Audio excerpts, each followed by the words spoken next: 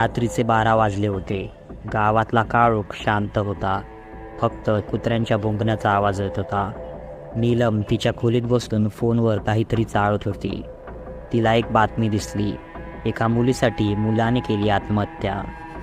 अचानक तिला एक नंबरवरून कॉल आला. तोच नंबर जो बरेच दिवस तिला त्रास देत होता. कोणीतरी होतं जो त्या नंबरवरून सतत तिला कॉल करून मैत्रीसाठी विचारत होतं. आजही तोच कॉल आला आणि तिचा मूड बिघडला. तिने काही वेळा कॉल कट केला, पण तरीही तेच. शेवटी तिने तो उचलला. हॅलो नीलम. पलीकडून एक थंड आणि तोच नकोसा वाटणारा आवाज ऐकू आला. कोण आहे? नीलमने रागात विचारलं. माझं नाव तुला माहीत नाही, पण मी तुझ्या जवळपासच आहे. तो आवाज कुजबुजला. नीलम घाबरून तिच्या खोलीकडे नजर फिरवू लागली. कॉलमध्ये तो माणूस तिच्या खोलीतल्या बारीक सारीक गोष्टी सांगू लागला. त्यामुळे ती घाबरली.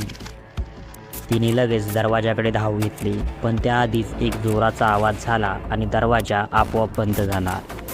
तिने मागे वळून बघितलं तर तिच्या खिडकीतून एक अंधुक आकृती आत येत होती. कोण आहेस तू? नीलम किंचाळली, पण ती आकृती शांतपणे तिच्याकडे चालत येऊ लागली. ती आकृती हसत म्हणाली, तुला भेटायला आलोय नीलम. आता कोणीच मला थांबवू शकत नाही. भीतीने नीलमचे हातपाय गारटले होते. ती पुन्हा ओरडू लागली, पण तिचा आवाज कोणालाच ऐकू जात नव्हता. तेवढ्यात लाईट गेली. खोली अंधारात बुडाली आणि तिच्या श्वासांचा आवाजच तिला ऐकू येत होता. थोड्याच वेळात लाईट परत आली. नीलमने घाबरून आजूबाजूला पाहिलं, पण खोली रिकामी होती. त्या आकृतीचं कोणतेही चिन्ह तिथे नव्हतं. फक्त तिच्या फोनवर एक शेवटचा मेसेज दिसत होता. मला तुला भेटायचं होतं आणि आता आपल्याला एकमेकांपासून कोणीही दूर करू शकणार नाही. तेव्हापासून नीलम एकटी असली तरी तिला सतत कोणीतरी तिच्या आजूबाजूला असल्याचं जाणवतं.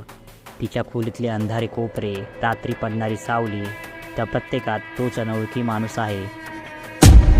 हे फक्त तिचं एक भ्रम आहे, हे सत्य, हे अजूनही एक रहस्य आहे.